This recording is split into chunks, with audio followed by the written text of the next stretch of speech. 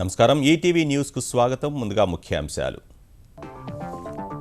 అమరావతికి తరలేందుకు డిమాండ్ల చిట్టా విప్పిన ఏపీ ఉద్యోగులు జూన్ కు ముందే స్థానికతపై తేల్చాలంటూ పట్టు వారానికి 5 రోజుల పని దినాలకు ప్రతిపాదన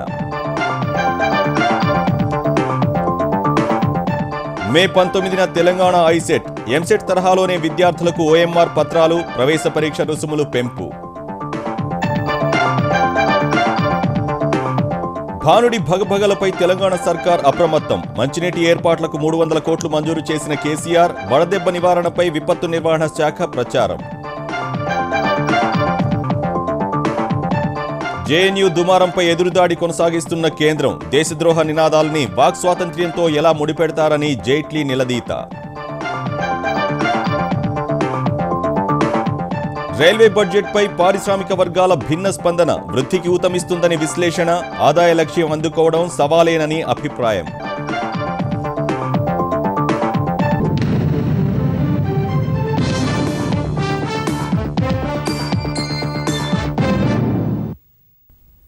హైదరాబాద్ నుంచి అమరావతికి తరలి వెళ్లడానికి ముందే స్థానికతపై స్పష్టత ఇవ్వాలని ఆంధ్రప్రదేశ్ ఉద్యోగ సంఘాలు స్పష్టం చేశాయి. ఈ మేరకు ప్రభుత్వం ఏర్పాటు చేసిన సమావేశంలో వారానికి 5 రోజుల పనిదినాలు వంటి పలు కీలక డిమాండ్లను ప్రతిపాదించిన ఉద్యోగ సంఘాల నేతలు ఈ తరలింపును సాధారణ బదిలీలా చూడొద్దని కోరాయి. స్థానికతపై కేంద్రంతో సంప్రదింపులకు ఉన్నత స్థాయి అధికార బృందాన్ని ఏర్పాటు చేస్తామన్న ప్రభుత్వం మార్చి 8, 9 తేదీల్లో మరోసారి సమావేశం నిర్వహించనుంది. అమరావతి పరిధిలో ఆంధ్రప్రదేశ్ తాత్కాలిక రాజధాని నిర్మాణ పనులు ప్రారంభమైన వేళ ప్రభుత్వం ఉద్యోగుల తరలింపు ప్రక్రియ మార్గసూచీని కొలికి తెచ్చే పనిలో పడింది. జూన్ 15 కల్లా తాత్కాలిక సచివాలయం ప్రారంభించాలని భావిస్తున్న ప్రభుత్వం ఆలోపే ఉద్యోగులను అక్కడికి తరలించేందుకు ఉద్యోగ సంఘాల నేతలతో మరోసారి సమావేశం నిర్వహించింది. ఇందులో విభజన చట్టం ప్రకారం ప్రస్తుతం హైదరాబాద్లో ఇస్తున్న ప్రకారమే ఇంటి అద్దె, నగర భత్యాలను అమలు చేయడంతో పాటు ప్రత్యేక రవాణా భత్యం కూడా ఇవ్వాలని ప్రతిపాదించారు. భార్యాభర్తల్లో ఎవరో ఒకరు తెలంగాణ ఉద్యోగి అయినట్లయితే వారిద్దరినీ ఒకే చోటకు బదిలీ చేసేలా తెలంగాణ ప్రభుత్వంతో సంప్రదింపులు జరపాలని డిమాండ్ చేశారు. నవ్యాంధ్రకు రాలేని వారికి స్వచ్ఛంద పదవీ విరమణ అవకాశం కల్పించాలన్న ఉద్యోగ సంఘాల నేతలు ఇందుకోసం ప్రత్యేక ప్యాకేజీ రూపొందించాలని డిమాండ్ చేశారు. మహిళా ఉద్యోగులకు మరింత వెసులుబాటు కల్పించాలని కోరారు. లోకల్ స్టాటస్ విషయంలో మరి కేంద్ర ప్రభుత్వంలో అది వెంటనే వస్తే తప్ప పిల్లల ఎడ్యుకేషన్ విషయం కానీ పిల్లల లోకల్ స్టాటస్ విషయం కానీ పరిష్కారం కాదని అభిప్రాయం అందరం వినిపించాం. ముందుగా 1 సంవత్సరం 5 days వీక్ పెట్టండి, కొంత వెసులుబాటు కల్పించని అడిగాం. మహిళా ఉద్యోగస్తులకి బ్యాచులర్ అకామిడేషన్ అడిగాం. రిటైర్డ్ అయ్యేవాళ్ళు, కొంతమంది వైఫ్ అండ్ హస్బెండ్ ఉన్న సమస్యలు ఉన్నవాళ్ళు, కొంతమంది స్కెల్టన్ స్టాఫ్ హైదరాబాద్లో కొంతకాలం పాటు, ఎందుకంటే ఇప్పుడు high court, tribunal, Lokayukta, information act అన్నిటికి కూడా సెక్రటరియట్ నుంచి రోజు 100 నుంచి 150 మంది రెగ్యులర్గా అక్కడ అటెండ్ అవ్వాల్సిన పని ఉంటుంది.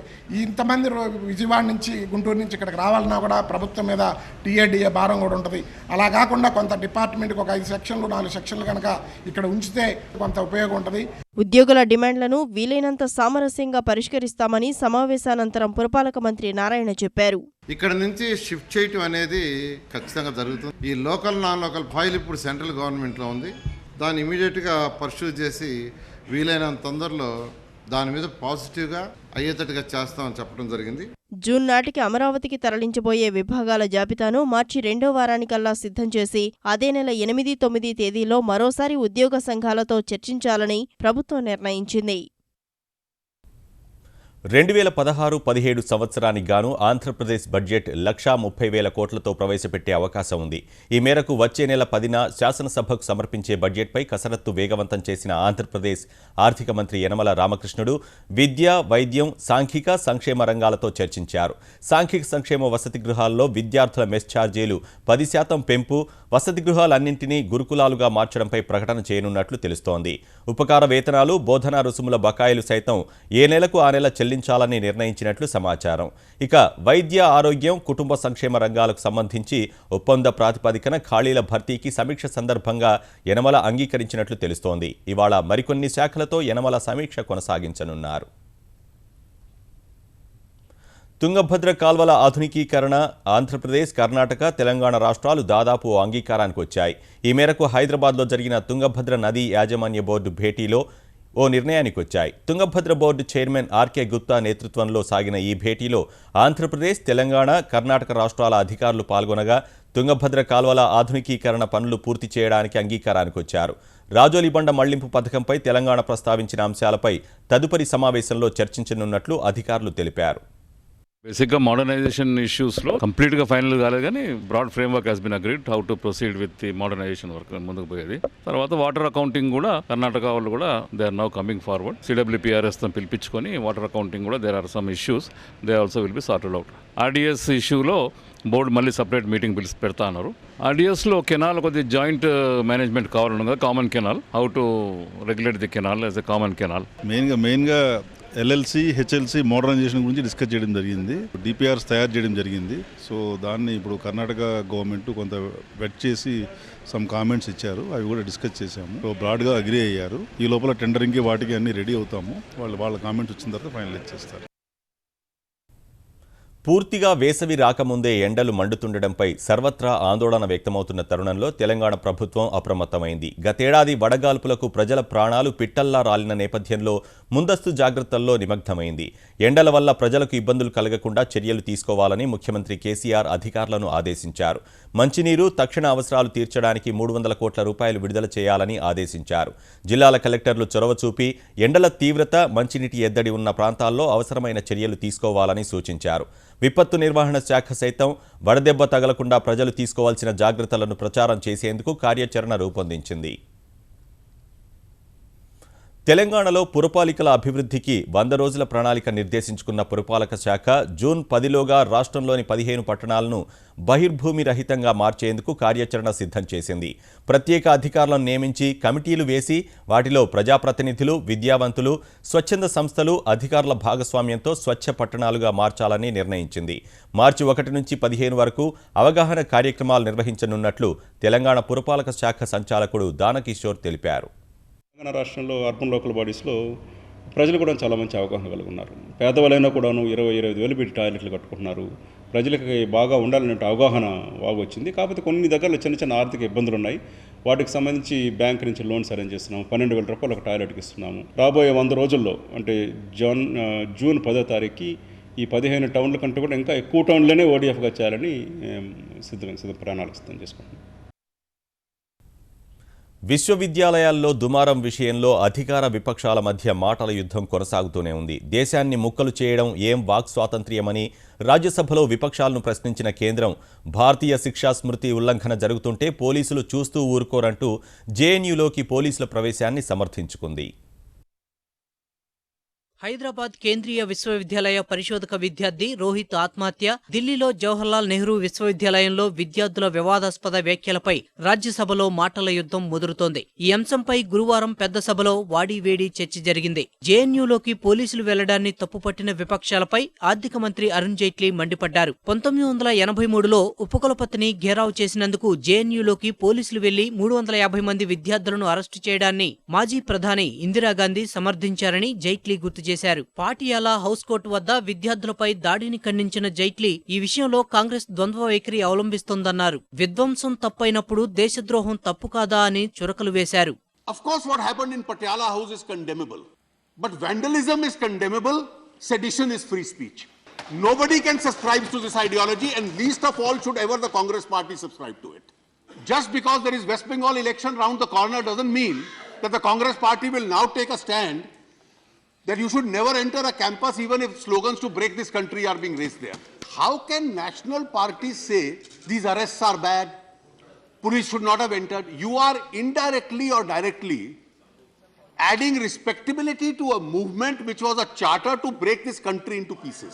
ఇక రోహిత్ ఆత్మహత్య విషయంలో విపక్షాలపై లోక్సభలో విరుచుకుపడ్డ కేంద్ర మానవ వనరుల శాఖ మంత్రి స్మృతి ఇరానీ రాజ్యసభలో మాత్రం నవ్వుతూనే శుతిమెత్తగా చురకలంటించారు. దళితుడు కాబట్టే రోహిత్ను అణచివేతకు గురిచేశారని CPM సభ్యుడు సీతారాం ఏచూరి చేసిన ఆరోపణలను స్మృతి ఇరానీ తనదైన శైలిలో ఖండించారు.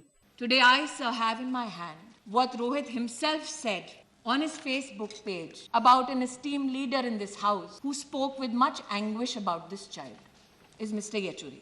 Rohit's words, Mr. Yechuri talking about reservations in private sector at the Constitution Day session is funny, to say in politest way. Yechuri sees his party as a private agency and he is waiting until this amendment is made so that he would convince his party to take Dalits into leadership. ఇదే సమయంలో జేఎన్యూలో దుర్గాదేవిని అనుచితంగా చిత్రీకరించిన కరపత్రాలను స్మృతి ఇరానీ చదువుతుండగా కాంగ్రెస్ సభ్యుడు ఆనంద్ శర్మ అభ్యంతరం వ్యక్తం చేశారు. తనపై వచ్చిన ఆరోపణలకు సమాధానం ఇవ్వాల్సిందేనని స్మృతి తేల్చి చెప్పగా విపక్షాలన్నీ అభ్యంతరం వ్యక్తం చేశాయి. ఈ సమయంలో గందరగోళం చోటు చేసుకోవడంతో సభను ఇవాళ్టికి వాయిదా వేశారు. జవహర్లాల్ నెహ్రూ విశ్వవిద్యాలయంలో అఫ్జల్ గురుకు అనుకూలంగా నినాదాలు చేసిన విద్యార్థులను వెనకేసుకొచ్చినందునే అపప్రద మూటగట్టుకున్న కాంగ్రెస్ను ఆ పార్టీ సీనియర్ నేత చిదంబరం మరింత ఇరకాటంలోకి నెట్టేశారు. 2011లో అఫ్జల్ గురు క్షమాభిక్ష తిరస్కరణకు గురైన సమయంలో హోంమంత్రిగా ఉన్న చిదంబరం అఫ్జల్ కేసులో సరైన నిర్ణయం జరగకపోయి ఉండవచ్చని వ్యాఖ్యానించారు. పార్లమెంటుపై దాడి విషయంలో అఫ్జల్ ప్రమేయంపై అనుమానాలు ఉన్నాయని ఓ పత్రికకి ఇచ్చిన ముఖాముఖిలో స్పష్టం చేశారు. చిదంబరం వ్యాఖ్యలతో పార్టీకేం సంబంధం లేదని కాంగ్రెస్ దాటవేత ధోరణి అవలంబించగా కేంద్ర మంత్రులు వెంకయ్యనాయుడు, అరుణ్ జైట్లీ విమర్శల దాడికి దిగారు. అలాంటి అభిప్రాయాలతో ప్రజల మధ్య విభజన సృష్టించే హక్కు ఎవరికీ లేదని పరోక్షంగా చిదంబరానికి చురకలు వేశారు. ఇంజనీరింగ్ ప్రవేశాలకు నిర్వహించే ఎంసెట్ షెడ్యూల్ విడుదల చేసిన తెలంగాణ ఉన్నత విద్యామండలి ఎంబీఏ, ఎంసీఏ కోర్సుల్లో ప్రవేశానికి నిర్వహించే ఐసెట్ షెడ్యూల్ను సైతం ప్రకటించింది. ఉన్నత విద్యామండలి చైర్మన్ పాపిరెడ్డి అధ్యక్షతన హైదరాబాద్లో సమావేశమైన ఐసెట్ కమిటీ సభ్యులు మే 19న పరీక్ష నిర్వహించాలని నిర్ణయించారు. ఈ నెల 28న ప్రకటన జారీ చేసి మార్చి 1 నుంచి ఏప్రిల్ 5 వరకు దరఖాస్తులు స్వీకరించాలని నిర్ణయించారు. ఏప్రిల్ 31న ర్యాంకులు కూడా వెల్లడించాలన్నారు. ఐసెట్ నిర్వహణ బాధ్యతలను వరంగల్ కాకతీయ విశ్వవిద్యాలయానికి అప్పగించనుండగా ఎంసెట్ తరహాలోనే ఐసెట్ అభ్యర్థులకు ఓఎంఆర్ కార్బన్ పత్రం అందించాలని నిర్ణయించారు. ఎస్సీ, ఎస్టీ మినహా మిగతా వారి రుసుమును 250 నుంచి 350 రూపాయలకు పెంచారు. వైకాపా నుంచి ఎంతమంది ఎమ్మెల్యేలు బయటకు వెళ్లినప్పటికీ నష్టం లేదని ఆ పార్టీ అధ్యక్షుడు వైఎస్ జగన్మోహన్ రెడ్డి అన్నారు. కడప జిల్లా పోరుమామిళ్ల, బద్వేలులో వివిధ కార్యక్రమాలకు హాజరైన జగన్ పాతవారు బయటకు వెళితే కొత్త నాయకత్వాన్ని తయారు చేసుకుంటామని ధీమా వ్యక్తం చేశారు. ముఖ్యమంత్రి చంద్రబాబు డబ్బులు, పదవులు ఎరవేసి తమ ఎమ్మెల్యేలను ఆకర్షిస్తున్నారని జగన్ మండిపడ్డారు. ఎమ్మెల్యేలకు ఎరవేస్తున్న సొమ్ము ఎక్కడిదో చెప్పాలని డిమాండ్ చేశారు. ఇద్దరం 18 అయ్యాం. 18 నుంచి ఇవాళ 67కి వచ్చాం. ఒక ఎమ్మెల్యే ఎక్కువ, ఒక ఎమ్మెల్యే తక్కువ పెద్ద తేడా పడం.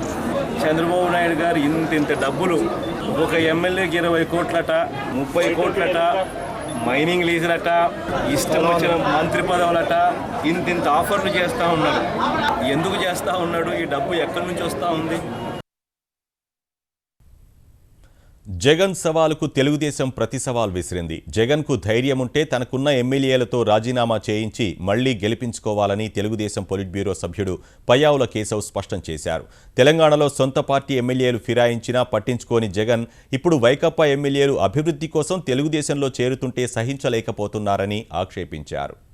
2004లో మీ నాన్నగారు 10 మంది టీఆర్ఎస్ సభ్యులు తీసుకొచ్చిన రోజున ఆ రోజు మీరు ఎంపీగా ఉన్నారు. ఆ రోజు మీరు మాట్లాడలేదు ఫిరాయింపుల మీద. నిన్నటికి నిన్న మీరు తెలంగాణలో మీకున్నటువంటి 2 శాసనసభ్యులు టీఆర్ఎస్కి వెళ్తే కనీసం వెళ్ళారు అన్నటువంటి ప్రస్తావన కూడా మీరు చేయాల. కేసీఆర్ని పల్లెత్తు మాటల్లా, పైగా కేసీఆర్ గిఫ్ట్ ఇచ్చారు. మొన్న ఎలక్షన్లో 2 కొంటే 1 ఫ్రీ అన్నట్టుగా ఉన్న 3వ సభ్యుడిని కూడా ఓటే ఇచ్చారు. మీరు ఇవాళ ఫిరాయింపుల గురించి మాట్లాడేటువంటి పరిస్థితి రావడం బాధాకరం. తాగునీటి ఎద్దడి తరుముకొస్తున్న వేళ కృష్ణానదిలో కర్ణాటక జల చౌర్యాన్ని అడ్డుకోవాలని తెలంగాణ తెలుగుదేశం సీనియర్ నేత రావుల చంద్రశేఖర్ రెడ్డి సూచించారు.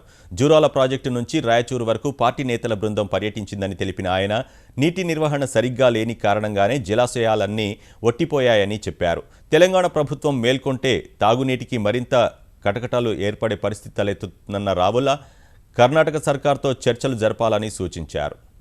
వాటర్ మేనేజ్మెంట్ లోపభూయిష్టంగా చేయటం వల్లనే ఈ ప్రాజెక్టులు ఎండిపోయినాయి. రాష్ట్ర ప్రభుత్వం ఒక్కసారి కూడా సమీక్షలు చేయలే. రాయచూరు దాటి కిందికి ఒక నీటి పట్టు కూడా రాని పరిస్థితి ఉంది. నిర్దిష్టంగా రాజకీయ కార్యక్రమం జరగాలి. కర్ణాటకతో మాట్లాడాలి. అక్రమంగా నీటి చౌర్యాన్ని చేసేదాన్ని నిలుపుదల చేయించాలి. తక్షణ అవసరంగా కనీసం ఒక 5 టీఎంసీల నీటిని కర్ణాటక ప్రభుత్వం దగ్గర మాట్లాడి ఇడిపిస్తే తప్ప మనకు తాగునీటి కొరత తీరే పరిస్థితి లేదు. వైద్య రంగంలో హైదరాబాద్ విశిష్టత మారిషస్ ప్రధాన్ని ఆకర్షించింది. కళ్లలో యాంగిల్ గ్లకోమా, క్యాటరాక్ట్ సమస్యలతో బాధపడుతున్న మారిషస్ ప్రధాని అనిరుద్ జగన్నాథ్ హైదరాబాద్లో కంటి శస్త్రచికిత్స చేయించుకున్నారు. వ్యక్తిగత పర్యటనలో భాగంగా హైదరాబాద్ వచ్చిన ఆయన సోమాజిగూడ మ్యాక్స్విజన్ సూపర్ స్పెషాలిటీ ఆసుపత్రిలో చికిత్స పొందారు. మ్యాక్స్విజన్ కంటి ఆసుపత్రి co chairman chief surgeon doctor Kasu Prasad Reddy నేతృత్వంలోని వైద్య బృందం క్లిష్టమైన శస్త్రచికిత్సను విజయవంతంగా పూర్తి చేసింది. ప్రస్తుతం కళ్లజోడు లేకుండానే చూడగలుగుతున్న మారిషస్ ప్రధాని వైద్య నిపుణులు చికిత్స విధానాల్లో చక్కటి పేరు ప్రఖ్యాతులు ఉండటం వల్లే తాను నేత్ర చికిత్సకు హైదరాబాద్ను ఎంపిక చేసుకున్నట్లు వైద్యులతో చెప్పారు. ప్రపంచ ప్రఖ్యాత రామోజీ ఫిలిం సిటీతో కలిసి పనిచేసేందుకు అమెరికాలోని మిసిగన్ విశ్వవిద్యాలయం ముందుకొచ్చింది. ఫిలిం సిటీలో రామోజీ గ్రూప్ సంస్థల చైర్మన్ రామోజీరావుతో సమావేశమైన మిసిగన్ విశ్వవిద్యాలయ ప్రతినిధులు విద్య, సమాచారం, వ్యవసాయ రంగాల్లో ఫిలిం సిటీతో కలిసి పనిచేసేందుకు ఆసక్తి కనబరిచారు. పరిశోధనల్లో అపార అనుభవం ఉన్న మిసిగన్, సమాచార, చిత్ర రంగాల్లో విశేష సేవలందిస్తున్న రామోజీ గ్రూప్ కలిసి పనిచేస్తే సమాజ ఉన్నతికి మేలు జరుగుతుందని విశ్వవిద్యాలయ డీన్ ప్రభు డేవిడ్ విశ్వాసం వెలిబుచ్చారు. ఈ సందర్భంగా మిసిగన్ బృందం ఫిలిం సిటీ అందాలను చూసి ముగ్ధులైంది. చిత్ర నిర్మాణానికి అవసరమైన సకల సదుపాయాలు రామోజీ ఫిలిం సిటీలో ఒకే చోట ఉన్నాయని, ప్రతి నిర్మాణం వెనుక ఎంతో కళాత్మకత దాగి ఉందని ప్రభు డేవిడ్ కొనియాడారు. Oh, it's stunning. When I came into Film City, I was just blown away by the scale, by what I saw, and all kinds of studios and the potential that Ramoji Film City has. But I was particularly impressed by what we saw at in the animation center. Some of the finest animators working on incredibly beautiful graphics and animations. So there are three areas in which we are focusing currently. One is education, particularly education for young children. We're also going to collaborate, exploring opportunities to collaborate in agriculture as well as communication, particularly television and film production.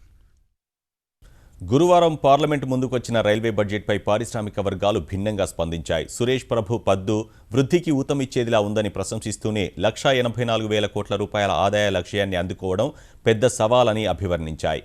Pending ప్రాజెక్టులు పూర్తి చేయడంపై దృష్టి సారించడం ఆహ్వానించదగిన అని కొడియాడిన భారత పరిశ్రమల సమాఖ్య CII 2019కి ఏర్పాటు చేయాలనుకుంటున్న 3 ఫ్రైట్ కారిడార్లు సరుకు రవాణా ఖర్చులను పూర్తిగా తగ్గించగలవని అభిప్రాయపడింది.